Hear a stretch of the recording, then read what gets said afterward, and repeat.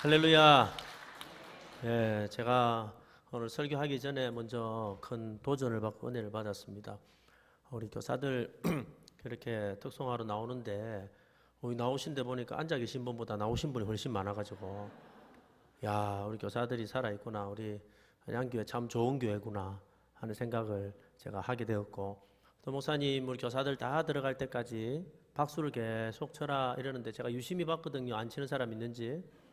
근데 다 순종해가지고 열심히 치는 모습을 보니까 참 한양교회 좋은 교회구나, 분위기 참 좋은 교회구나 하는 생각을 하게 되었습니다. 그래서 목사님 너무너무 귀하고 너무너무 존경스러운 귀한 목사님 모시고 여러분 함께 신앙생활 하는 여러분들은 복된 분인 줄로 믿습니다. 예, 참 좋아 보이는 교회가 있습니다. 여러분 여러 교회 건물이 좋은 교회도 있고 또 아주 주차장이 좋은 교회도 있고 시설이 좋은 교회도 있지만 어떤 교회가 참 좋아 보이냐면 아이들이 많은 교회가 좋아 보입니다. 딱 들어갔는데 아이들이 너무 많은 거예요. 경상도 말로 아들이 버글버글하면 그죠? 좋아 보입니다. 여러분 사람의 눈은 참 이상하죠. 여러분 지금도 좋아 보이는데 아이들이 많은 걸 보니까 지금도 좋지만 5년 뒤에가 더 좋아 보이고 지금도 좋지만 10년 뒤에가 더 좋아 보입니다. 그죠? 사람의 눈은 미래를 보거든요. 현재를 보고 미래를 보거든요. 그래서 5년 뒤에가 좋아 보이고 10년 뒤에가 좋아 보이는 거죠. 여러분 아이들이 많은 교회, 아들이 버글버글 하는 교회 특징이 뭔지 아세요? 일단 시끄럽습니다. 저렇게. 그죠? 얼마나 아름다운 소리입니까? 그죠? 아이들이 많은 교회의 특징이 혹시 뭔지 아세요? 아이들이 많은 교회는요, 성한 게 없습니다. 그죠? 아이들은 별로 안 아끼죠. 그죠? 그래가지고 이것도 부수고 저것도 부수고 이것도 그리고 저것도 그리고 리모델링 금방 하고 건축 금방 했는데도 금방 더러워지고 금방 부서지고 하는 거예요. 근데 참 신기한 거는 그런 교회가 좋아 보입니다. 그죠? 왜냐하면은 그 아이들의 미래가 보이고 나중에 그 아이들이 자라서 또 새로운 시대를 이끌어 나갈 것을 생각하니까 얼마나 좋은지 몰라요. 그죠? 여러분 축복합니다. 여러분 교회 모든 것이 빨리 부서지고 없어지고 아이들 때문에. 여러분 참 좋아 보이는 교회가 있습니다. 어떤 교회가 좋아 보이냐면 청년들이 많은 교회가 좋아 보입니다. 그렇죠. 딱 들어가니까 청년들이 막 살아 움직이는 교회가 참 좋아 보이죠. 여러분 청년들이 많은 교회의 혹시 특징이 뭔지 아세요? 청년들은요 늘 돈 안 되는 일만 많이 하거든요. 그렇죠. 참 이게 웃긴 게 청년들이 50명, 100명, 200명 됐다고 해가지고 교회 재정에 전혀 도움이 안 됩니다. 얘들은요, 여러분 커피는 6,000원짜리 먹으면서 헌금은 1,000원 하거든요. 그죠? 그리고 일 벌리는 거 보면 진짜 돈 안 되는 일만 합니다. 그런데도 참 좋은 거는 청년들이 많아가지고 어른들이 시도하지 못하는 일들을 막 하고, 그죠? 돈 안 되는 일들을 막 펼치고, 돈 쓰는 일들을 많이 펼치는데, 여러분 신기하게도 그런 청년들을 바라보는 어른들의 마음은 행복한 거예요. 그죠? 어른들의 마음은 좋은 겁니다. 그래서 청년들이 많은 교회가 참 좋아 보인다라는 거죠. 지금도 좋지만 5년 뒤에가 더 좋아 보이고 지금도 좋지만 10년 뒤에가 더 좋아 보이는 거죠. 여러분 교회는 지금이 좋을까요? 5년 뒤에가 좋을까요? 지금도 좋지만 5년 뒤에는 더 좋은 교회. 지금도 좋지만 10년 뒤에가 더 좋은 교회. 여러분 우리 교회가 지금도 좋지만 5년 뒤에가 더 좋은 교회, 10년 뒤에가 훨씬 더 좋은 교회를 만드는데 결정적인 역할을 하는 분들이 계시는데 그분들은 바로 교사들입니다. 교사들. 그죠? 그래서 오늘 교사들이 많이 나오니까 제 생각에 이렇게 좋은 분들이 있나 참 좋구나 하고 생각을 하고 우리 양교회는 참 좋은 교회다 생각을 했습니다. 여러분 교사들이 이렇게 많이 나왔지만 사실은 이분들이 역할을 잘 안 해주면 우리 교회의 5년 뒤에 10년 뒤에 미래는 없는 거거든요. 그렇잖아요. 이분들이 역할을 잘 해줄 때 참 그 교회의 5년 뒤에 10년 뒤에 미래가 있는 것이거든요. 아까 우리 기도하시던 안수 집사님 같으신데 그 기도의 감동을 굉장히 받았어요. 기도 내용을 보니까 이 교회 다니는 우리 선생님들은 정말로 수준이 있고 아이들을 사랑하고 정말로 교육을 잘하려고 애쓰시는 분이구나 하고 생각을 하게 됐습니다. 혹시 이분만 그런 건 아니겠죠? 예, 모두 다 그 대표로 그러신 것 같아요. 근데 사실 여러분 교사하는 거, 특별히 주일학교 교사하는 거는 쉽지 않습니다.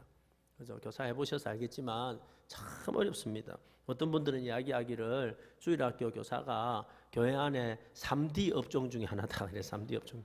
그죠? 3D 업종 중. 왜 그러냐? 몇 가지 이유가 있어요.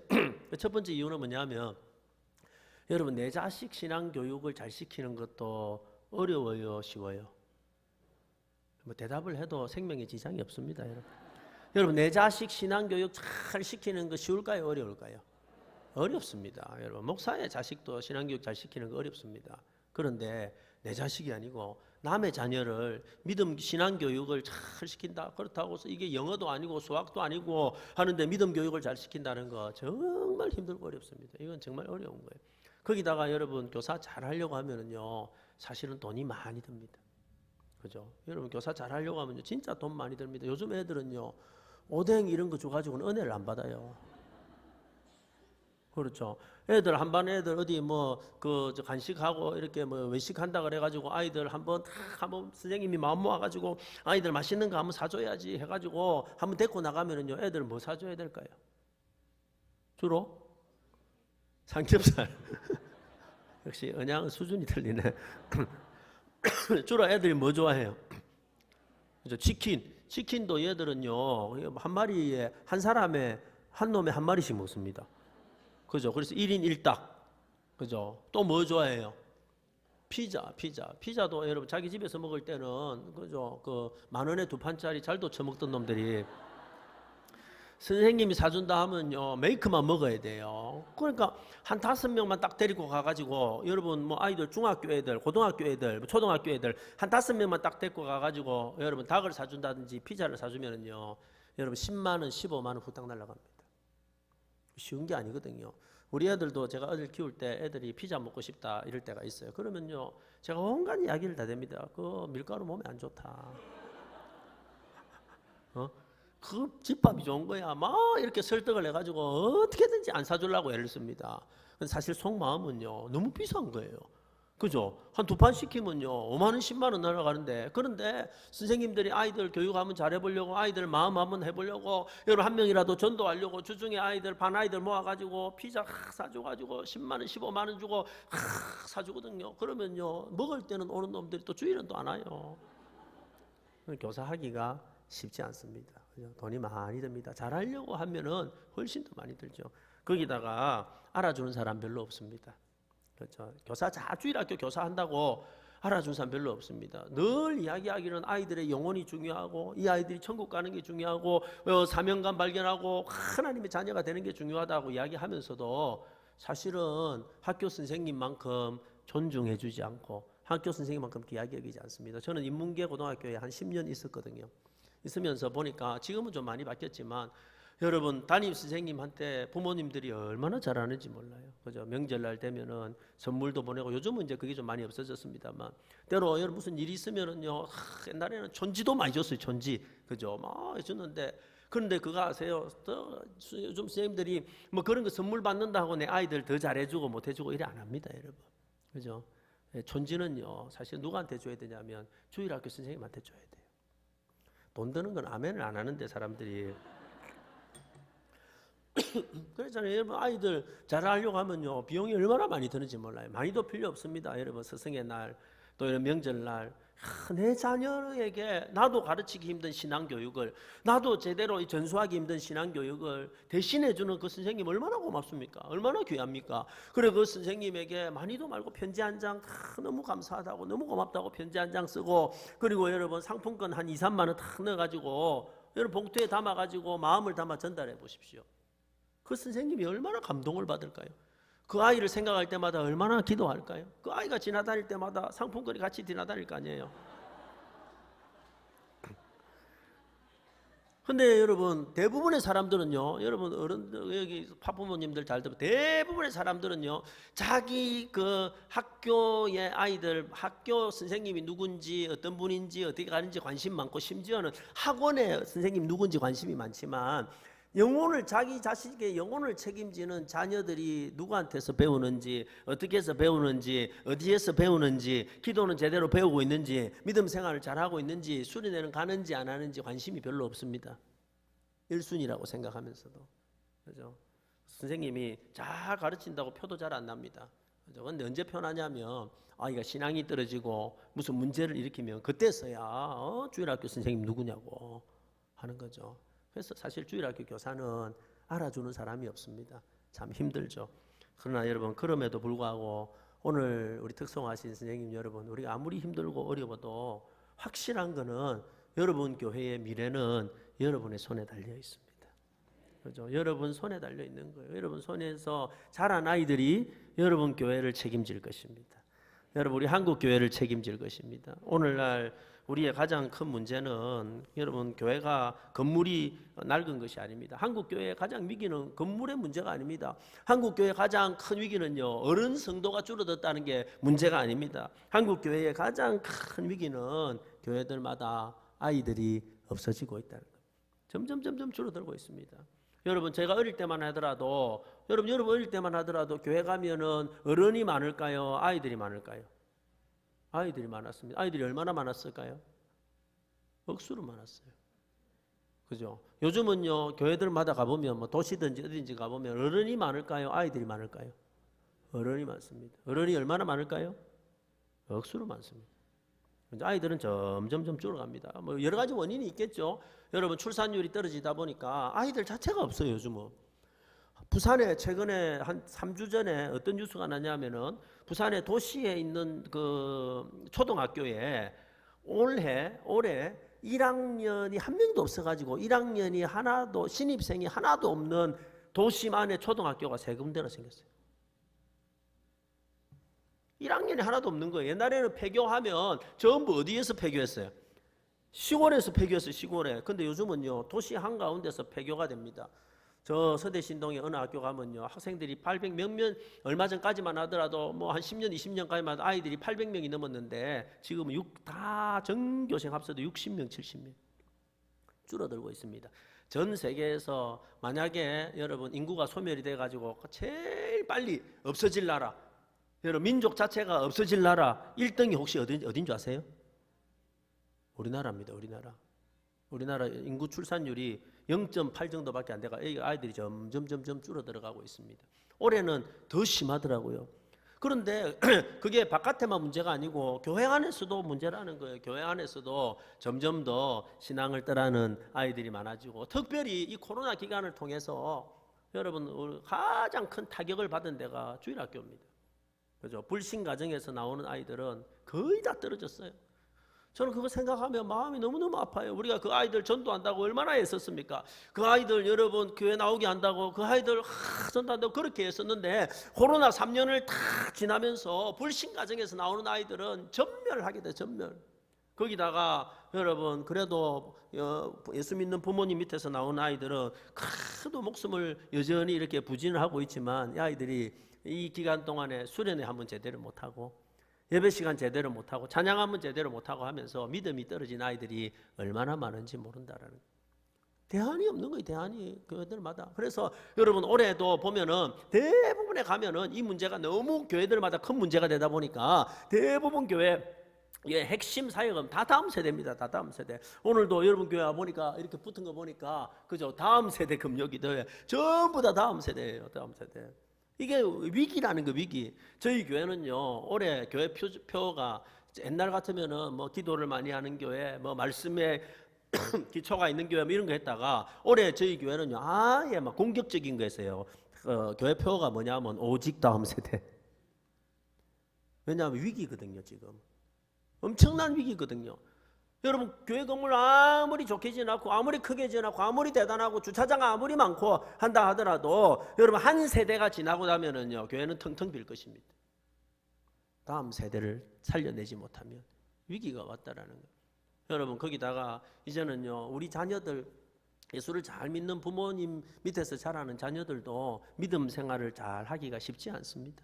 그래서 오늘 이 자리에 와 있는 분들 가운데도 여러분 참 여러분의 자녀들이 믿음 생활 안 하고 떠나 있는 자녀들 때문에 가슴 아파하고 마음 아파하고 그것이 눈물이 된 분들도 참 많을 겁니다. 요즘은 이런 이야기 하기도 힘듭니다. 왜냐하면 너무 그런 분들이 많고 너무 그런 가정이 많고 중직자도 그렇고 심지어는 목사의 자녀들까지도 그러니까 이런 이야기 하기가 너무 힘든 시대가 되었다라는 거예요. 위기라는 거, 위기. 그런데 이런 교회의 위기를, 여러분 한국 교회의 위기를, 우리 교회의 위기를 그래도 버티면서 이겨주고 이어나가고 5년 뒤에가 그래도 소망이 있고 10년 뒤에가 소망이 있게 만들어주는 그 버팀목이 다른 분들이 아니라 저는 교사다, 교사. 그래서 사랑하는 우리 성도님 여러분 교사들을 여러분 귀하게 여기십시오. 그래서 저는 오늘 막 이렇게 막 교사들이 많이 나오는데 보니까 가슴이 막 뛰고 너무너무 좋았어요. 우리 오늘 이 자리에 나온 우리 교사들 한번 너무너무 감사합니다. 격려의 박수 한번 하겠습니다. 여러분 우리 교사 선생님들 이왕에 여러분 교사하잖아요. 힘든 상황 가운데 교사하면은 저는 이왕에 하는 거 여러분 다 좋은 교사가 되어야 될 줄로 믿습니다. 그죠? 그래서 오늘 제가 좋은 교사라는 제목을 가지고 말씀을 잠시 전하려고 합니다. 성경에 나타난 좋은 교사의 가장 대표적인 사람은 사도 바울입니다. 여러분 사도 바울은 직접 낳은 육신의 아들은 없었지만 그를 아버지라고 불렀던 제자들이 많았습니다. 그 대표적인 사람이 디모데죠. 그 디모데를 향해서 바울은 항상 뭐라고 불렀냐면 내 아들아 하고 불렀어요. 그러면 아마 디모데는 아버지하고 불렀겠죠. 영적인 관계, 너무너무 영적인 관계죠. 근데 오늘 본문을 보니까 그 대표적인 영적인 아들 디모데를 향해서 뭐라고 말하냐면 이렇게 말하는 거예요. 야, 내 아들 디모데야, 이제는 네 차례다, 네 차례다. 내가 너를 낳아가지고 잘 키워서 좋은 선생님을 만들었듯이 이제는 네가 충성된 사람을 많이 개발해가지고 그 사람들이 또 다른 사람을 가르칠 수 있도록 영적인 대물림이 될 수 있도록 영적인 전수가 될 수 있도록 신앙의 전수가 될 수 있도록 충성된 사람을 많이 일으켜라 라고 오늘 본문에서 이야기하고 있습니다. 그러면서 어떻게 하면 좋은 교사가 될 수 있는지 몇 가지 힌트를, 이 위기 가운데서도 우리가 좋은 교사 될 수 있는 몇 가지 힌트를 우리에게 주고 있습니다. 오늘 예배 마치고 또 뭐 교사 모임도 있고 한다길래 제가 아주 간단하게 몇 가지를 말씀을 드리려고 합니다. 힌트를 가지고 우리가 한번 말씀을 드리려고 합니다. 첫 번째, 여러분 좋은 교사, 성경이 오늘 이야기하고 있는, 바울이 이야기하고 있는 좋은 교사의 특징은요, 한번 따라서 해보십시오. 은혜 충만한 교사. 자, 1절입니다. 2장 1절. 자, 같이 한번 읽어볼까요? 2장 1절을요. 같이요. 시작. 내 아들아, 그러므로 너는 그리스도 예수 안에 있는 은혜 가운데서 강하고. 여러분 오늘 사도 바울은 좋은 교사에 관해서 이야기하면서 첫 번째로 이야기하는 것은 네가 은혜 충만해야 된다. 은혜 안에서 강하라 라고 이야기를 하고 있습니다. 자, 여러분 좋은 교사가 되려면 우리가 이 생각하죠. 제가 교사 안 하다가 교사가 됐어요. 그러면 뭐가 필요하냐면 내가 성경 공부도 많이 알아야 되고 교육에 관해서도 많이 알아야 되고 경험도 있어야 되고 아이들하고 잘 놀아야 되고 아이들 문화도 잘 알아야 되고 뭐 이런 생각들이 많을 거예요. 그런데 오늘 사도 바울은요, 좋은 교사를 이야기하면서 첫 번째 이야기하는 게 뭐냐면 그것보다도 훨씬 더 중요한 게 있다. 우선적으로 중요한 게 있는데 다른 것이 아니라 교사 너희들이 먼저 은혜 안에서 강해야 된다. 다시 말해서 은혜 충만한 교사가 되어야 된다라고 이야기를 하고 있는 것입니다. 제가 초두에 이야기했지만 여러분 교사하는 것은, 좋은 교사 되는 것은 정말 힘들고 어렵습니다. 그죠? 힘들고 어렵기 때문에 반드시 해야 될 것은 강해져야 된다라는 거예요. 어떻게 강해질 수 있을까요? 은혜 충만해야지 강해질 수 있다라는 겁니다. 오늘 본문에 재미난 표현은 어떤 표현이냐면 이런 표현이죠. 은혜 안에서 강하라. 무슨 말이냐면요, 은혜 충만하면은 사람이 어떻게 돼요? 강해져요. 반대로 생각해 보세요. 그럼 은혜 떨어지면 어떻게 될까요? 약해져요. 그죠? 교사가 잘 하려면 다른 것이 아니라 교사는 은혜 안에서 강해져야 돼요. 교사가 은혜가 떨어지면요, 어떻게 되냐면, 은혜가 떨어지면 아이들을 가르치는 게 힘들어집니다. 아이들을 만나는 것도 힘들어집니다. 신방하는 것도 힘들어집니다. 기도해 주는 것도 힘들어집니다. 주일날 몇 명 안 되는데, 유치부 아이들 몇 명 안 되는데 주일날 나와가지고 중고등부 아이들 몇 명 안 되는데 그 아이들 만나는 그 시간들이 두렵고 힘들어집니다. 은혜가 떨어지면요. 그래서 금요일 되면요, 배 아픕니다. 그죠? 신경이 쓰여가지고. 뭐가 문제일까요? 은혜가 떨어진 거예요. 근데 참 신기합니다. 참 신기한 거는요, 어떻게 해가지고 예배 시간에, 기도의 시간에 나와가지고 교사가 열심히 은혜를 구해가지고 은혜를 충만히 받고 나면 신기하게 그동안 너무너무 힘들었는데, 너무너무 어려웠는데 이상하게 쉬워진다는 거예요. 못할 것 같았는데 은혜 받으니까 할 수 있을 것 같아요. 여러분 이게 신앙의 은혜의 특징입니다. 은혜가 떨어지면은요 아무것도 못할 것 같았는데 신기하게 은혜 받고 나면은 모든 걸 할 수 있을 것 같아요. 여러분 안 믿는 아이들에게 전화하는 것도 할 수 있을 것 같고 불신 부모들을 만나는 것도 할 수 있을 것 같고 이상하게 은혜를 받으면 할 수 있을 것 같아요. 여러분 이게 은혜의 특징입니다. 성도는 다른 것으로 살아가는 것이 아니라 은혜로 살아가는 거죠. 은혜 충만하면 신기하게 모든 것이 쉬워집니다.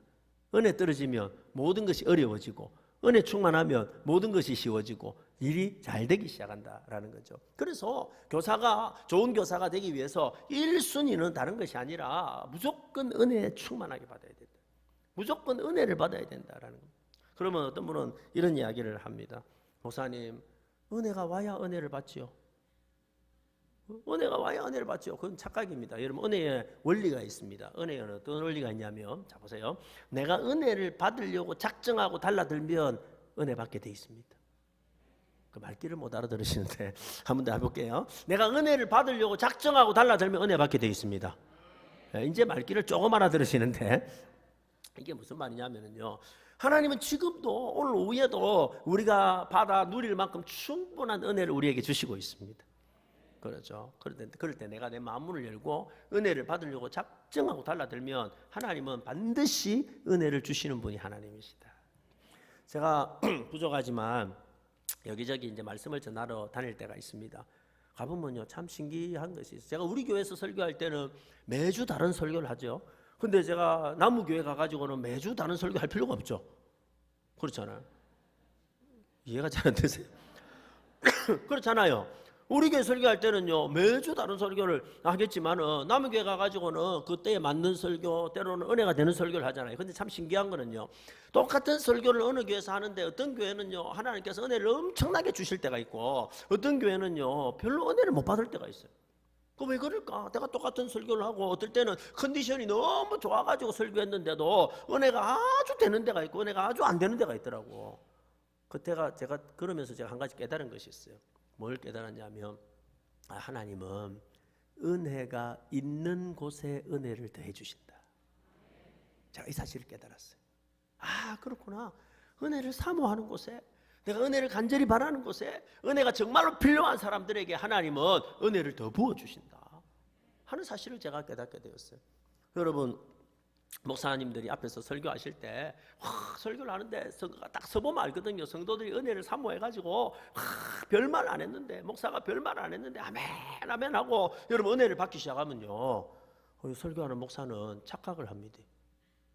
오늘 내가 잘하는가 보다. 근데 참 신기한 거는요 목사도 사람이잖아요. 내가 별말 안 했는데 막 성도들이 아멘 아멘 하고 은혜를 받잖아요. 그러면은요 내가 잘하는가 보다 하고 착각을 하고 그런 착각이 되면 갑자기 자신감이 생기고 신기한 거는요 저는 거의 다 원고에 적어서 오는데 자신감이 생기면 갑자기 원고에서 안 적어놨던 신비한 말들이 생각이 나고 그 신비한 말들이 막 이렇게 막 이야기하게 되면 성도들 은혜를 더 받겠죠. 은혜를 더 받고 하면은요 더 아멘 아멘 하고 그러면 더 신비한 말이 나오고 해가지고 신기하게 어떤 교회는요 은혜가 올라가 이런 교회가 있습니다. 반대로 어떤 교회는요 여러분 제가 이제 그 원고를 오늘도 오면서 몇 번 읽었거든요. 읽으면서 목사는 설교하기 전에 상상을 하거든요. 오늘 내가 이 부분을 이야기하면 성도들이 아멘을 할 거야. 저만 그렇습니까? 목사님 그래 안 합니까? 하죠. 그죠? 목사님도 상상을 하고 주일날 서가 상상을 하고 오늘 이 부분을 하면은 성도들이 은혜를 받고 아멘을 할 거야. 이래가지고 마음 잡고 이 부분을 딱 이야기했는데 아무도 아멘을 안 하고 노멘 이래. 그러면요 힘이 쫙 빠지는 거예요. 그래서 적어놨던 이야기도 안 하게 되는 거예요. 제가 그것을 깨달았어요. 은혜는 빈익빈 부익부구나. 은혜가 있는 곳에는 하나님이 은혜를 더 주시고 은혜를 사모하는 곳에서 하나님 은혜를 더 주시고 은혜가 필요한 곳에는 하나님 은혜를 더 주시고 부어주시는 분이 하나님이구나. 그래서 은혜를 받으려고 사모하고 달라드는 곳에 하나님은 역사하시는 분이 하나님이시다. 저는 여러분하고 교단이 똑같은 고신교단에서 어릴 때부터 자랐습니다. 부산에 가면 엄궁이라는 곳이 있는데 엄궁교회 여러분 엄궁교회가 120년이 넘었습니다. 몇 년쯤 되면 놀랍니까?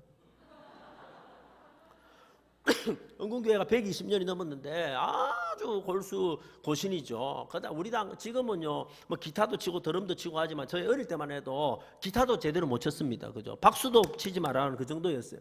한 번씩 부흥사가 오면 부흥회를 하는데 장로님들이 제일 앞자리에 앉았거든요. 그때 앞자리에 부흥회 하면은요 부흥사가 주여 삼창 시키면 부끄러워 가지고 크게도 못 하고 이렇게 주여 주여 뭐 이러세요. 그건 저는 다 그런 줄 알았어요. 그런데 제가 목사가 돼가지고 여러분 고신교단 말고 여러 교단의 말씀을 전하러 가보니까 와 어떤 그 교회는요 거기에도 박사도 있고 거기에도 뭐 학장도 있고 의사도 있고 사회적으로 보면은 아주 명문이 있는 사람이 있는데 신기하게도 은혜 받는 순간에는요 계급장 다 떼고 별말 안 했는데 아멘 하면서 은혜 받는데 너무너무 신기한 데가 있어요. 뭐 어떤 데는 좀 그게 과해가지고 내가 기침을 하는데 아멘 하고 하더라고요. 그런데 신기하게도 사모하는 데는 하나님 은혜를 부어주시더라라는 거죠. 제가 아직도 기억이 나는 어떤 교회가 있어요. 아주 그 감리교 계통인데 거기는 또 성령 운동을 많이 하더라고요. 그 제가 3일 동안 부흥회를 했는데 하나님이 은혜를 많이 주셨어요. 근데 사모를 엄청나게 사모하시더라고요. 근데 마지막 날 그 담임 목사님이 저하고 언론도 안 하고 광고를 하시는 거예요. 자 오늘은 이제 그 집회 마지막 날인데 오늘 집회 마치고 난 다음에 우리 강사 목사님에게 안수기도 받을 분들은 마치고 나오십시오 이러더라고요. 제가 놀래가지고 목사님 안 됩니다. 저는 어릴 때부터 안수기도를 함부로 하면 안 된다고 가르치는 교단에서 자랐습니다. 우리 그래 가르쳤거든요. 그죠? 안수기도 함부로 하면 안 된다 그래 가르쳤습니다. 그리고 얼마 전에 우리 교회 성도님 한 분이 감기가 들어와가지고 기도해달라 가지고 내가 뜨겁게 안수기도를 했는데 그 다음날 열이 펄펄 나가지고 제가 할 수만 있으면은 사람 몸에는 손을 안 대려고 합니다. 그랬는데 목사님이 저한테 뭐라냐면 목사님 걱정할 거 하나도 없습니다. 우리 교회 성도님들은 너무너무 은혜를 사모하기 때문에 마치고 난 다음에 기도 받으러 나오라 하면 아마 줄을 서가지고 나올 겁니다. 아무도 안 가고 너무 많이 나오기 때문에 한 사람 한 사람 불을 앉아서 기도를 받는 게 아니고 그냥 선체로 지나갈 겁니다. 선체로 지나갈 때 목사님 어렵게 길게 기도할 시간도 없으니까 그냥 머리에 손 올려가지고 예수님의 이름으로 축복합니다. 요 말만 하면 다 지나갈 겁니다. 그 내가 강사인데 내한테 가르쳐 주더라고요. 나는 무슨. 그래서 내가 담임 목사님 가르쳐 주니까 내가 순종하겠습니다 하고 했습니다. 예배 다 마치고 난 다음에 진짜 이제 불 다 끄고 기도 받으러 나오세요 하는데 막 거의 안 가고 성도들이 다 일어나가지고 쫙 줄을 서가 나오는 거예요. 여러분 일단 많이 나오니까 이제 좀 안심이 되더라고요. 왜냐하면 너무 안 나오면 부끄럽잖아요. 그렇잖아요. 일단 많이 나오시는데 다 줄을 서가 나오길래 담임 목사님이 가르쳐 준 대로 한 사람 한 사람 지나갈 때 제가 머리에 손을 올려가지고 예수님의 이름으로 축복합니다 이러니까 이 사람들이 훈련이 돼가지고 더 이상 기다리지도 않고 아멘 하고 지나가요. 그 다음 분이 오길래 내가 손을 올리니까 예수님의 이름으로 축복합니다 하니까 또 아멘 하고 지나가는 거예요. 한 몇 명 지나가고 나니까 마음에 안심 평안이 찾아왔어요. 야 이게 하나도 안 어렵구나. 평안이 찾아왔어요. 그 다음에 어떤 여자분이 지나가시길래 집사님인지 권사님인지 모르겠는데 내가 손을 탁 올려가지고 내가 예수님의 이름으로 축복합니다 이러려고 손을 딱 올리자마자 여러분 신기한 거는요 머리에 손을 딱 올리니까 이분이 갑자기 뒤로 확 넘어지더라고요. 내가 더 놀랐어요. 근데 웃긴 건 어떻게 알고 그분이 넘어지니까 뒤에서 두 사람이 받치고 있다가 이분을 데리고 강대상 저 옆으로 가가지고 이렇게 눕히더라고요. 이 있는 사람들은 그거 전혀 신경 안 쓰고 그 다음 사람이 오더라고요. 그래서 내가 또 예수님의 이름으로 축복합니다. 또 지나가고 예수님의 축복으로 지나갑니다. 했는데 그날 있잖아요. 몇 분이 손만 대니까 막 뒤로 넘어지고 뭐 손만 대니까 뒤로 넘어지고 뭐 이게 우리가 흔히 그걸 입신이라 그러죠. 막 넘어지는데 갑자기 제 마음속에 무슨 생각이 드냐면 이런 생각이 드는 거예요. 야, 드디어 때가 됐다. 하나님이 드디어 나에게 이제 은사를 부으셔가지고 이제 나의 목회는 열릴 거야. 막 이래하고 집회 마치고 난 다음에 차 운전을 해가지고 집으로 가면서 흥분이 돼가지고 야 이제 때가 됐다 해가지고 집에 도착해 보니까 우리 집 애들이 다 자고 있더라고요. 그래도 혹시나 모르니까 복습을 한번 해야지 해가지고 자고 있는 새끼들 다 깨배가지고 오늘 아빠가 놀라운 은사를 받았다. 자 서라 이래가지고 한 명씩 예수의 이름으로 이랬는데 한 놈도 안 넘어져요. 그리고 아빠 왜 이러세요? 아빠 왜 이러세요? 라는 거예요. 제가 그때 한 가지 깨달았어요. 뭘 깨달았냐면 내 능력하고 아무 상관없다. 아시겠어요? 내 능력하고 아무 상관없다. 기도 받으러 나오는 그분의 믿음이 돼. 오늘 목사님이 내 머리에 손만 대봐라. 내 바로 자빠져본다. 이래 믿고 나오는 사람을, 이래 사모하고 나오는 사람은 저 아니라, 여러분 그 교회에 이제 막 대학원 1학년 들어간 전도사님이 손 올리도 그 사람은 넘어지게 돼 있어요. 제가 그때 깨달았어요. 여러분, 예수님이 하신 말씀이 뭐예요? 너희 믿음대로 돼. 너희 믿음대로 해요. 은혜를 받으려고 작정하고 달라들면 받게 돼 있습니다. 다른 분들은 모르겠어요. 여러분, 성가대도 은혜가 필요하고, 주차 봉사하는 분도 은혜가 필요하고, 다른 분들도 뭐 회계 맡은 분도 은혜가 필요하지만, 제가 이렇게 길게 이야기하는 이유가 뭐냐면은, 우리 교회 안에서 그 누구보다도 은혜가 필요하고, 무조건 은혜를 받아야 되고, 자기뿐만 아니라 아이들을 위해서 무조건 은혜를 받아야 되고, 달려들어야 될 사람들은 교사다, 교사. 그래서 교사 여러분들은 매주일 여러분 훌륭하신 목사님 말씀 전할 때 제일 앞자리에 앉아가지고 여러분 제일 큰 소리로 아멘 아멘 하면서, 그래서 목사님이 착각하도록 내가 잘하는가 보다 하면서 은혜 받도록 하셔야 되는 분들이 여러분들이다. 그래가지고 신기하게 그래가 강해지면요 놀라운 일들이 일어납니다. 내가 은혜 충만히 받으면요 떠났던 애들이 돌아오게 돼 있습니다. 생명이 있는 곳에 생명은 모여듭니다. 은혜가 있는 곳에 은혜를 받을 사람들은 모여들게 돼 있는 거예요. 내가 메마르면요, 내가 광야같이 돼 있으면, 내가 사막같이 돼 있으면요, 있던 사람들도 떠나가게 돼 있어요. 근데 반대로 신기하게 내가 은혜가 충만하고 내 안에 여러분 샘물이 넘치고 은혜의 생명이 넘치기 시작하면요, 신기하게도 생명이 있는 곳에 생명이 모여들고, 은혜가 필요한 아이들이 몰려들고, 상처받은 아이들이 몰려들고, 힘을 잃은 아이들이 몰려들고, 구원받은 아이들이 몰려들고, 나를 필요한 사람들이 몰려들게 해주시는 것이 하나님의 은혜다. 은혜 받으셔야 돼요. 은혜. 그죠? 그래서 여러분 작정하셔야 돼요. 무슨 순간에 내가 무조건 은혜 받겠다 하고 은혜 받는 여러분 되시기를 축복합니다. 그 은혜를 유지하셔야 돼요. 오늘 두 번째, 여러분 좋은 교사의 두 번째 특징은 한번 따라서 해보실까요? 좋은 교사는 좋은 병사와 같습니다. 오늘 여러분 이 본문에 보니까 이렇게 이야기를 하고 있죠. 3절 4절에 보니까 너는 그리스도 예수의 좋은 병사로 나와 함께 고난을 받으라. 병사로 이렇게 이야기를 하고 있습니다. 여러분 오늘 사도 바울은요 좋은 교사를 비유하면서 첫 번째 어떤 비유를 드냐면 좋은 교사는 좋은 병사와 같다. 옛날 성경에는 좋은 군사와 같다라고 이야기를 했습니다. 여러분 한번 생각해 보세요. 좋은 교사를 표현할 수 있는, 비유할 수 있는 비유가 많잖아요. 좋은 교사는 좋은 친구와 같습니다. 좋은 교사는 좋은 부모와 같습니다. 좋은 교사는 좋은 멘토가 되어야 됩니다. 뭐 이런 이야기들이 많은데 그렇게 이야기하지 않고 오늘 사도 바울은 뭐라고 이야기하냐면 좋은 교사는 좋은 군사와 같다라고 이야기합니다. 왜 그랬을까요? 여러분 그 이유가 뭘까요? 여기에는요 아주 중요한 영적인 교훈이 있습니다. 자 한번 보십시다. 여러분 군사는, 병사는 언제 쓰입니까? 전쟁에 쓰이잖아요. 이 말이 무슨 말이냐면 이런 거예요. 여러분 우리가 하고 있는 기독교 교육은요 그냥 단순한 지식 전수가 아니라는 거예요. 우리가 하고 있는 기독교 교육은 뭐 예수님의 제자가 12명이냐 13명이냐 삭개오가 뭐 뽕나무에 올라갔냐 소나무에 올라갔냐 성경 지식을 전수하는 게 아니고, 우리가 하는 여러분 기독교 교육은, 신앙 교육은 한 아이를 어떻게 해서든지 예수 못 믿게 하고 어떻게든지 타락시키고 어떻게든지 교회를 떠나게 만들어서 자기가 앞으로 가게 될 지옥에 끌고 가려고 하고 있는 마귀와 어떻게든지 그 아이를 여러분 붙들어 가지고 예수 믿게 만들고 하나님의 자녀가 되게 하고 예수 안에서 비전을 발견하게 해서 하나님 나라의 큰 인물로 만들려고 하는 교사 사이에 피 터지는 전쟁터, 그 피 터지는 전쟁터가 바로 기독교 교육이다. 그래서 여러분 교사는 영적 군사가 돼야 된다. 여러분 사실 오늘날 우리 아이들이 신앙생활하는 이 환경이 전쟁터와 같습니다. 아이들이 신앙생활하는 전쟁터와 같습니다. 여러분 아이들이 예수 믿기가 정말 힘듭니다. 제가 한번 물어볼까요? 여러분 어른들이 신앙생활 잘하기가 어려울까요? 아이들이 신앙생활 잘하기가 어려울까요? 속으로 내가 제일 어려워요. 저는 생각할 때 아이들이 훨씬 어려울 것 같아요. 왜냐하면 어른들은 그래도 여러분 신앙생활 오래 해왔기 때문에 은혜 받을 기회가 많거든요.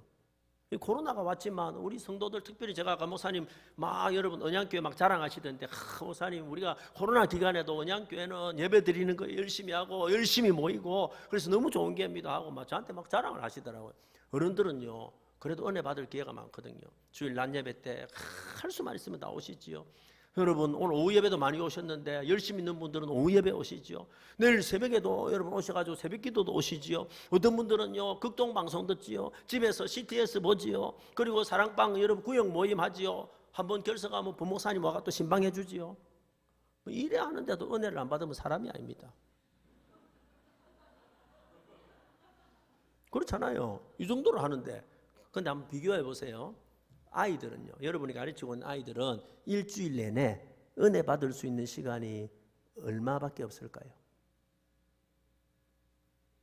한번 잘 생각해 보세요. 일주일 내내 여러분 가르치고 있는 아이들이 은혜 받을 수 있는 영적인 활동을 하는 시간이 얼마나 될까요? 길어도 1시간. 주일날 잠깐 와서 드리는 1시간. 그 1시간도 여러분 제대로 찬송하고 제대로 말씀 듣고 제대로 영적인 교육을 할까요? 그것도 안 되는 거예요. 그런데 여러분 그 아이들이 나가서 살아가는 학원이나 학교나 친구들 사이에서는요, 여러분 거기서는 그 성경하고는 전혀 관계없는, 기독교 신앙하고는 전혀 관계없는, 성경적인 세계관과는 전혀 관계가 없는 여러분 그런 세상 속에서 일주일 내내 살아가는 거예요. 일주일 내내. 그래서 저는 한 번씩 어떤 생각하냐면, 야, 그 아이들이 일주일 내내 기독교하고는 여러분 신앙생활하고는 전혀 관계없는 그런 시대에 살아가다가 주일날 살아가지고 우리 교회 온 것만 해도 기적이다. 아닙니까? 그렇잖아요. 그 아이들이 살아온 것만 해도 기적이다라는 거죠. 여러분 그 아이들이 세상에서 보내면서 경험하는 세상의 문화는요, 우리가 어른들이 생각하는 것하고는 상상이 초월입니다. 여러분 그 아이들이 바라보는 만나는 세상은요 너무 사탄적이고 너무 음란하고 너무 귀신적이고 너무 폭력적입니다. 그 아이들이요 컴퓨터를 통해서 혹은 그 아이들이 여러분 스마트폰을 통해서 경험하는 세상은요 어른들은 잘 모릅니다. 엄마들은 잘 몰라요. 엄마들은요 홈페이지가 몇 페이지인지도 잘 몰라요. 그죠? 근데 아이들은요, 여러분 그거 아세요? 유치부, 교회, 학교도 안 들어간 유치원 아이들도 영어로 된 게임 할 수 있습니까? 못합니까? 다 합니다. 어른들은 잘 몰라요. 근데 아이들은요, 그 세계에 무방비로 노출되어 있어요. 무방비로. 이건 아주 오래전 이야기인데, 제가 학교에 이제 인문계에 있을 때 어떤 사건이 하나 터졌냐면, 저 그 선교사로 몰래 여러분 그 중동에서 일하다가 잡힌 김선일 씨라고 있었어요. 기억나세요? 예, 그분이 잡혀가지고 그분을 그 잡은 그 중동의 그 사람들이 이 사람을 칼로 목을 자르는 장면을 영상으로 찍어가지고 인터넷에 올렸어요. 그 당시에 그게 너무 잔인했죠. 그 난리가 났어요. 제가 학교에 있을 때 교육청에서 막 연락이 왔습니다. 이거 너무 잔인하니까 아이들 보지 말아라. 아이들 보면 안 된다 그래요. 다 인터넷 차단하고 여러분 광고하고 못 보게 했습니다. 그래서 교사들이요 그거 아이들 못 보게 하려고 너무 잔인하니까 막 광고하고 못 보라 그러고 광고했거든요. 그래 어떻게 된 줄 아세요? 어른들은 아무도 못 봤어요. 어른들은 아무도 못 봤어요. 그죠? 그 누구는 다 봤을까요? 아이들은 다 봤어요. 어른들은 왜 못 봤을까요? 보지 말아가지고 보면 안 된다 하니까 착해서 어디 있는지 알아야지. 찾을 수가 있어야지. 찾을 수 있어요? 없어요? 없어요. 근데 애들은요 다 찾아요.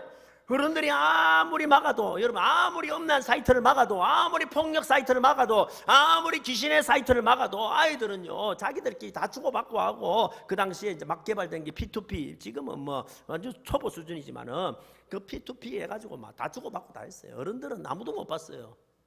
찾지를 못해가지고 보고 싶어도. 지금은 어떨까요? 지금 훨씬 더 심하겠죠. 여러분이 가르치고 있는 아이들, 여러분의 자녀들이 여러분 은혜 받고 있는 지금 이 순간 뭐 하고 있을까요? 여러분 은혜 많이 받아라고 기도하고 있을까요? 우리가 상상하지 못하는 세계에 오픈되어 있는 겁니다. 그런데 그 아이들이요, 어쩔 수 없이 교회를 잠깐 나오지만, 부모 때문에 나오지만, 이 아이들은요, 자기도 모르게 그냥 세상 문화에 깊이 물들어 있다가, 이 아이들이 대학을 딱 가는 순간, 이 아이들이 부모를 떠나는 순간, 여러분 믿음이 안 갖춰져 있는 아이들은 한순간에 추풍낙엽처럼 떨어져 버리는 거예요. 그래서 나중에 부모들이 깨닫게 되는 거죠. 아, 우리 아이 교회 잘 다녔는데, 우리 자녀들 교회 잘 다녔는데 나중에 보니까 이 아이의 신앙이 없어요. 너무 세상적으로 변해가지고. 그래서 부모들이 이래 생각하죠. 아, 나쁜 친구를 만났구나. 아닙니다, 여러분. 나쁜 친구를 만난 게 아니고 어릴 때부터 여러분 교회에서 영향을 못 받고 바깥의 영향을 너무 많이 받은 거예요. 그러다가 세상이라는 물에, 여러분 세상이라는 강에 부모를 떠나가지고 딱 던져지는 순간 마귀가 와가지고 이 아이들을 채가버리는 거예요. 여러분 동물의 왕국을 한 번씩 보죠. 동물의 왕국. 뭐 늘 성경만 보시고 기도하시니까. 동물의 왕국을 보면 꼭 나오는 장면이 있습니다. 어떤 장면이 나오냐면 큰 강이 있어요. 큰 강이 있으면 이쪽에 얼룩말 때 물소떼가 수천 마리가 있어요. 그죠? 이따가 대장이 물로 확 뛰어들잖아요. 대장이 물로 확 뛰어들면 한꺼번에 수천 마리가 물로 막 뛰어들거든요. 대장면이죠. 대장면. 그저 막 뛰어듭니다. 막 뛰어들면은, 근데 그 강에는요 항상 뭐가 있을까요? 악어가 있어요. 악어가 어떻게 하고 있을까요? 입을 벌리고 있어요? 아니요. 그 입을 벌리고 있는 악어는 또라이 악어예요. 또라이 악어. 대부분 강에 있는 악어는 입을 안 벌리고 있어요. 여러분 어떻게 하고 있을까요? 다 그냥 나무 토막처럼 떠가지고 눈만 내고 있는 거예요. 맞죠? 눈만 내고 딱 이래 있다가, 누가 내고 있다가 목표물이 발견이 되면은요 물속으로 싹 들어가 가지고 가는데, 주로 여러분 어떤 동물들이 공격을 받을까요? 다쳐가지고, 뛰어내리다가 다쳐가 다리가 부러져가지고 수영을 못하거나, 아니면 대부분 새끼들. 그 강물이 막 흘러내리는데 그 강물이 너무 세가지고 제대로 수영을 못하는 허우적거리는 엄마 따라갔다가 엄마는 건너는 줄 알았는데, 자기 산다고, 엄마 아빠가 자기 산다고 강물 열심히 건너고 있다가 잠깐 동안 자기 자식 어떻게 하는지 못 보고 있었는데, 여러분 이 악어는요 그걸 눈치채고 물속으로 들어가가지고 허우적거리는 그 새끼의 목덜미를 물고 뒷다리를 물고 물속으로 들어가 버리는 거예요. 여러분 오늘 우리의 자녀들이, 여러분의 자녀들이, 여러분의 손주들이, 여러분이 가르치고 있는 아이들이 이 세상 강을 지나고 있습니다. 아니 어쩌면은요 이 세상 강보다 훨씬 위험한, 영적으로 위험한 강을 지나고 있고, 그 강에는 악어들이, 마귀가 이 아이들의 영혼을 탐내는 마귀가 여러분 우글우글 하고 있다라는, 그래서 한순간 놓치면은 언제 와가지고 아이들의 목덜미를 물고 들어가 버리는 거예요. 정신 차리고 나니까 부모는 보세요. 부모는 코로나라는 강을 건너왔어요. 야, 이제 우리가 살아서 건넜다 해가지고 뒤돌아보니까 누가 없어요? 자식이 없어요. 그때서야 울고불고 하죠. 여러분 우리 아이들이 이런 시대를 보내고 있다라는 겁니다. 이걸 깨달아야 돼요. 이 한가운데서 보세요. 이 한가운데서 그 아이를 살려내려고 사투하고 그 악어와 싸우고 마귀와 싸우면서 그 아이 영혼들을 구원하려고 사투하는, 여러분 목숨 걸고 싸우는 영적 군사와 같은 분들이 교사다, 교사. 그래도 여러분 희망이 하나가 있습니다. 희망. 언제가 희망이냐면, 자 일주일에 여러분 길어봤자 1시간밖에 은혜 받을 시간이 없는데 이거를 역전시킬 수 있는 희망이 하나가 있습니다. 그때가 언제인 줄 아세요? 혹시? 그게 여름 수련회, 겨울 수련회. 보세요.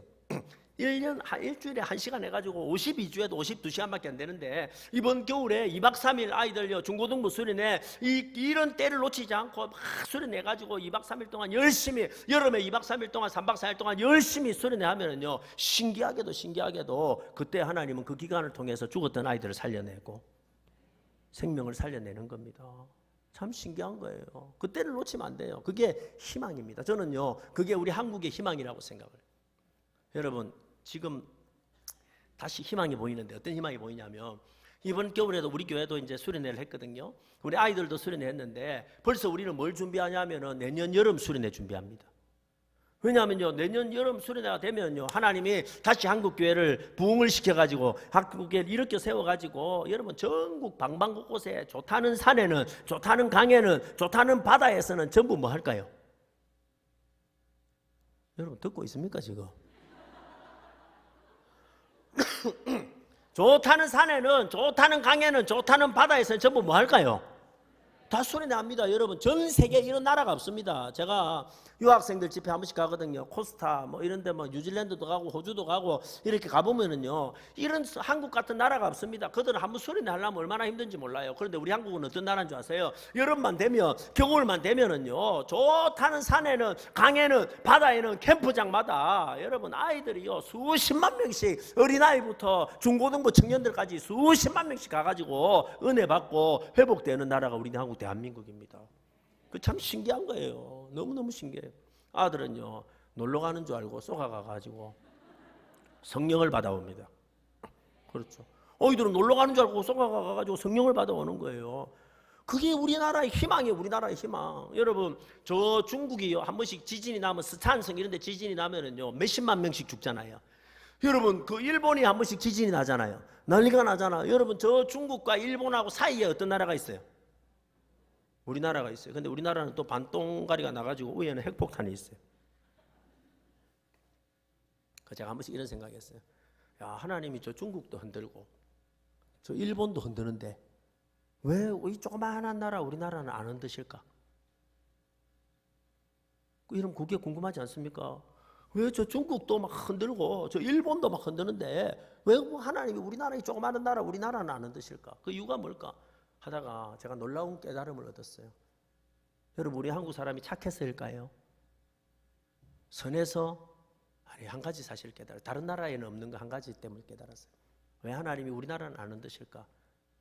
수련회 해라고. 아멘?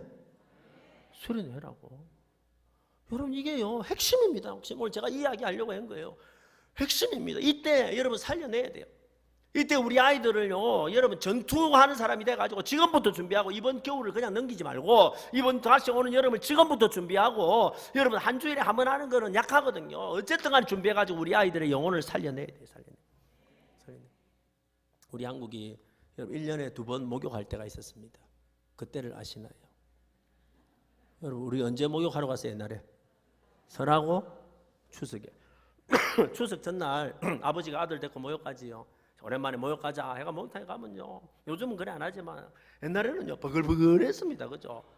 사람들이 얼마나 많은지 몰라요. 그러면은요 옛날에는, 요즘은 그 샤워하러 가가지고 샤워하고 비누칠 다 하고 탕에 들어가죠. 옛날에는 그래도 안 했습니다. 저 어릴 때만 하더라도 아버지가 먼저 뜨거운 바가지로 물 한 바가지 뒤집어 쓰고 시원하다 이라고 아버지가 물 안에 들어가잖아요. 그럼 아는요 진짜 시원한 줄 알고 뛰어들었는데 이거는 사람이 들어갈 물이 아니에요. 그죠? 거의 수육을 만드는 물에다가 아가 들어가거든요. 아가 들어가가지고 여러분 있어야 됩니다. 기다리고 있어야 됩니다. 뜨거워도 밖에 못 나옵니다. 언제까지 있어야 돼요? 언제까지 그 물 안에 있어야 됩니까? 때가 불 때까지.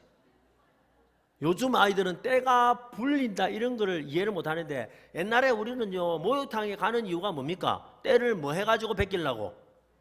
불려서 베끼려고 간 거예요. 그래 물 안에서 한 20분 있으면은요 진짜 때가 붑니다. 그 나올 때 조심해야 돼. 몸이 흔들리는 순간 막 떨어지거든요. 그래가지고 때를 다 불리고 이제 떡 나오면은 아버지는 어떻게 하고 있냐면, 여러분 이태리에는 없는 이태리 타월에다가, 그죠? 큰 수건 하나를 물에 넣어가지고 있는 힘으로 다 짜가지고 그 조그만한 이태리 타월에다가 이걸 다 집어넣어요. 그죠? 딱 집어넣어놓고 알을 딱 세워가지고 머리부터 발끝까지 껍데기를 확 벗기 봅니다. 그러면 몇 개월 갑니까? 6개월 갑니다. 6개월. 여러분 이 말을 가볍게 여기시면 안 되고, 여러분 하나님께서 우리에게 주신 게 뭐냐면, 그래도 희망이 뭐냐면은 이 겨울이고 여름입니다. 여름. 이때 수련회 하는 거. 이때 여러분, 이때 이 수련회를 잘 준비하고 이때 떠났던 아이들 다 불러 모으고 이때 여러분 아이들이 가가지고 다시 하나님 앞에 은혜 받도록 회복시키고 준비해야 된다. 그럼 이를 위해서 뭘 해야 되냐? 이를 위해서 뭘 해야 되냐? 여러분, 교회가 일단 성도님들이 해야 될 일이 있습니다. 성도님들이 해야 될 일은요, 지금부터 여러분 교육부서를 위해서 여러분 성도님들이 뜨겁게 기도하셔야 됩니다. 이 말이 무슨 말이냐면 영적인 물을 데워 주셔야 됩니다. 영적인 분위기가 데워져야 됩니다. 여러분 한번 생각해 보세요. 여러분 때를 베끼려면요 물이 어떻게 돼야 돼요? 따뜻해야 돼요. 물이 뜨거워야 돼요. 냉랭하면 안 돼요. 여러분 그래서 교육부서는요 뜨거워야 돼요. 분위기가 뜨거워야 돼요. 근데 그런 분위기를 뜨겁게 만드는 것은 성도의 기도입니다. 성도의 기도. 여러분 냉랭하면요 이태리 타올로 베끼면은 때는 안 나오고 피가 납니다. 그럼 잡아요. 그렇죠. 그래서 1순위가 뭐냐면은 여러분의 예배가 뜨거워야 돼요. 어린이 예배가 뜨거워야 돼요. 청소년 예배가 뜨거워야 돼요. 청년 예배가 뜨거워야 돼요. 그 뜨거운 걸 누가 해주셔야 되냐면 성도들이 뜨겁게 기도해 주셔야 돼요. 뜨겁게 기도. 그럼 교사들은 뭐 해야 될까요? 교사들은요 이태리 타올을 준비해야 돼요. 여러분 지금부터 안 늦습니다. 지금 아이들이 완전히 회복이 안 됐겠지만 교사들이요 이태리 타올을 다 준비해가지고 영적으로 준비해가지고 하나이 한 명 한 명 상담하면서 구원의 확신을 점검하고 기도를 가르치고 말씀을 가르치고 해가지고 어린아이 떼뱉기듯이 세밀하게 한 명 한 명 교육할 수 있어야 돼요. 그래가 살려내면 그 아이들이 또 다른 아이들을 살려내게 될 것이다. 제가 2주 전에 이제 코로나에 걸렸습니다. 저는 3년 동안 코로나에 안 걸렸거든요. 왜냐하면은 걸리면 안 되니까. 설교를 해야 되니까. 그래서 3년 동안 안 걸려서 그래서 우리 가족이 전부 다 걸렸는데 저는 안 걸렸어요. 우리 당회원들 16분이 전부 다 걸렸는데 저는 안 걸렸어요. 우리 교육자들 16명 전부 다 걸렸는데 저 혼자 안 걸렸어요. 그런데 이제 다음 주에부터 이제 우리가 마스크 벗는데 마스크 벗기 전에 하나님께서 네 체험은 해봐라 해가지고 2주 전에 제가 이제 코로나가 걸렸어요. 코로나 걸려가지고 사실은 지난주에 앞주에는 제가 저희 교회 설교도 못 하고 이제 해제가 다 돼서 뭐 전혀 위험하지 않습니다. 제가 제일 안전합니다. 그렇죠. 그런데 아직까지 그 목소리가 안 좋습니다. 목소리도 안 좋고 그리고 기침도 사실은 많이 납니다. 많이 나는데 제가 오늘 여러분 설교하는데 제가 열심히 합니까? 대충 합니까? 열심히 하죠. 너무 교회 와가지고 열심히 하는 이유가 뭔지 아세요? 이유는 한 가지입니다. 그게 우리 교회든 여러분 교회든 우리의 사명은 우리 교회의 미래는 다음 세대를 살려내는 이 일에 있다. 이 일밖에 없다. 여러분 앞으로 우리의 경쟁은요 교회 건물이 얼마나 크냐 이것 가지고 경쟁하는 시대는 끝났습니다.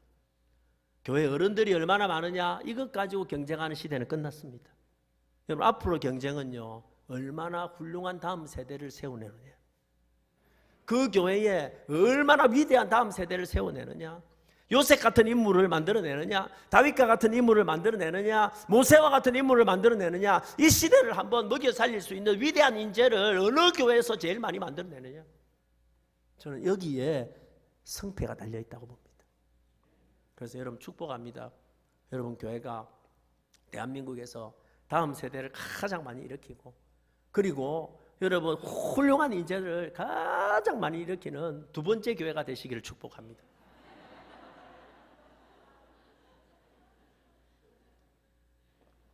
기분 나쁘세요? 첫 번째 교회는 우리 분이엘 교회가 되고 두 번째가 되시기를 축복. 저는 이게 경쟁이라고 생각하거든요. 저는 이게 왜 경쟁이냐면은 사실은 여러분 우리가 우리 교회에서 키운 아이들이요 우리 교회의 미래가 될 가능성은 사실 많이 없습니다. 왜냐하면 제가 이야기만 하고 마칠게요. 왜냐하면 이 아이들은요 대부분 여기서 공부해가지고 잘 되면 전부 어디로 갈까요? 서울로 갑니다.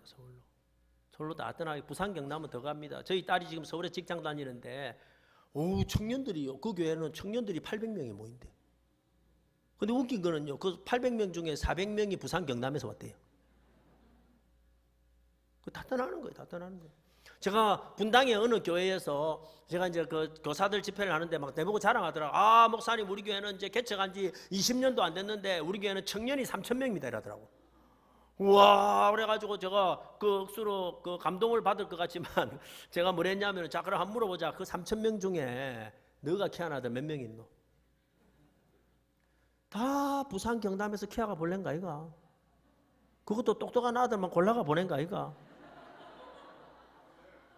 그럼 누구도 양심이 있으면 1년에 몇 명은 보내줘야지. 그게 우리 현실입니다. 그렇죠? 그러나 그렇다고 해가지고 우리 이러기도 안 하죠. 하나님 우리 아들이 다 바보가 제가 다리 몽대를 불러가 우리 교회 오래 남도록 하시고 아무데도 안 가게 해주고 이랍니까? 그러기도 안 하잖아요. 하나님 우리 아이들에게 복을 주셔서 이 아이들이 5대양 6대주를 다니면서 하나님의 영광을 나타내게 하시고 여러분 이게 얼마나 여러분 교회를 위해서 위험한 기도인 줄 아십니까? 그래도 우리는 이렇게 기도합니다. 그래서 우리는 다음 세대를 기도할 때 하나님 우리 교회에서 자란 아이들 가운데 하나님 이 시대를 뒤집어 엎을 위대한 인물들이 나오게 해주십시오. 요셉과 같은 인물들이 나오게 해주십시오. 사랑하는 선생님 여러분, 여러분이 키우고 있는 여러분이 가르치고 있는 아이들 가운데 그런 인물들이 나오기를 축복합니다. 한 사람만 나오면 시대는 바뀌는 겁니다. 그 일을 위해서 우리는 힘쓰고 애쓰는 것이죠. 그 일을 위해서 노력하는 겁니다. 그런 아이들을 제일 많이 키우고 제일 많이 배출하는 교회가 분이엘 교회가 되고 여러분이 두 번째가 되시기를 축복합니다. 두 번째만 해도 막수로 많은 거예요. 여러분 교회가 6만 개가 넘는데 여러분 이 경쟁하는 겁니다. 이 경쟁. 어른들이 얼마나 많이 모이냐, 헌금이 얼마나 많냐, 주차장이 얼마나 넓었냐, 건물이 얼마나 좋냐, 이런 경쟁하는 시대는 끝났습니다. 우리가 목숨 걸고 다음 세대를 살리는. 오늘 보니까 장학재단 하는데 여러분 세상에 안 믿는 사람도 있잖아요. 김밥 팔아가 한평생 김밥 팔아가지고 10억 20억을 장학금으로 내놓습니다. 그렇죠? 그렇잖아요. 세상에 안 믿는 사람도 그렇게 해요. 여러분 그렇게 하라는 거 아니에요. 그러나 우리가 우리 다음 세대를 위해서 위기에 처한 다음 세대를 위해서 이것이 그 다음 세대의 문제가 아니고 우리 교회의 문제이고 우리 가정의 문제이고 한국 교회의 문제이고 우리의 미래의 문제인 줄 알고 목숨 걸고 다음 세대를 살려내는 그런 교회가 여러분 우리 교회가 되고 여러분 교회가 되시기를 예수님의 이름으로 축복합니다. 그래서 함께 이 일을 해봅시다. 다시 한번 살려봅시다. 여러분 이 위기가 다시 부흥이 되도록 제2의 부흥이 되도록 한번 힘써 애쓰는 저와 여러분이 되시기를 예수님의 이름으로 축복합니다.